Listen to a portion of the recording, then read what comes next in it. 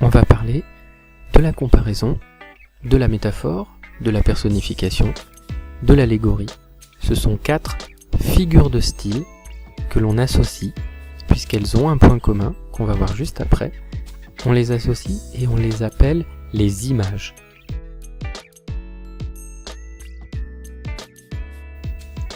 Le point commun de ces 4 figures de style, c'est qu'elles associent à chaque fois 2 éléments et qu'elles en sortent le point commun. Imaginons que j'ai un personnage qui fasse l'imbécile, premier élément. Je vais le traiter d'âne.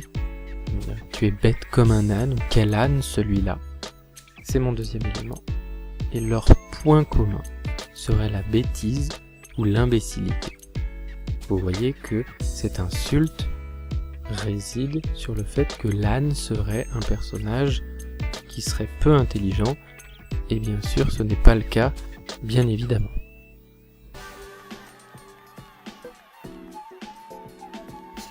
Premier exemple, la comparaison. Il chante comme une casserole. Mon premier élément, c'est le chant. Mon deuxième élément, c'est la casserole. Leur point commun, c'est la dissonance. C'est le fait que le son sonne mal. Donc le chant du personnage et la casserole produisent des sons dissonants. Comment je sais que c'est une comparaison? Tout simplement parce que j'ai l'outil de comparaison comme. Vous en connaissez d'autres, tel, semblable à, pareil, etc. 2 éléments dont je tire le point commun, reliés par un outil de comparaison. C'est une comparaison.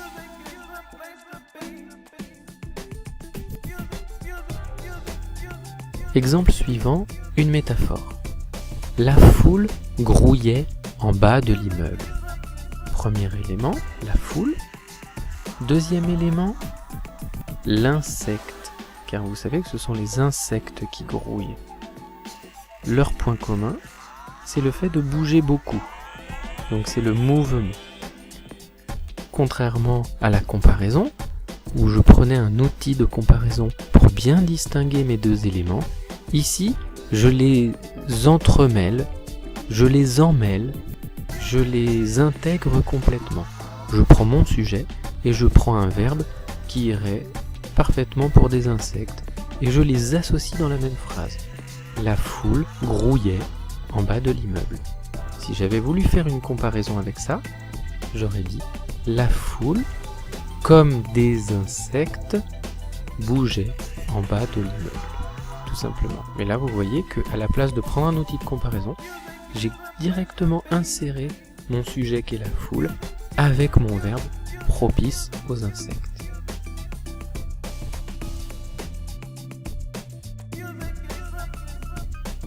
Une personnification maintenant. Mon chat me demanda si je pouvais le lâcher. Je sais que c'est une personnification, puisque ici j'ai le verbe demander. Ça voudrait dire que mon chat aurait adopté un langage humain pour pouvoir me parler. Et donc transformer un chat, donc un animal ou un objet, en personnage humain, c'est le personnifier. C'est une personnification.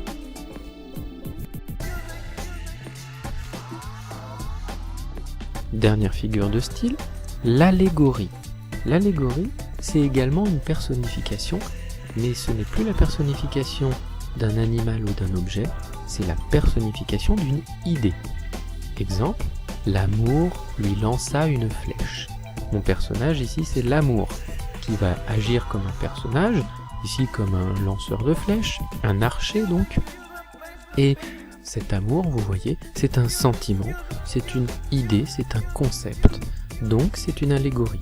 Vous en connaissez plusieurs des allégories. Vous connaissez par exemple la mort, avec sa cape et sa tête de squelette et sa faux qu'elle tient à la main, tout simplement pour couper, pour détacher l'âme du corps. Voilà, vous pouvez avoir aussi par exemple la jeunesse, la vieillesse, la haine, la colère, etc.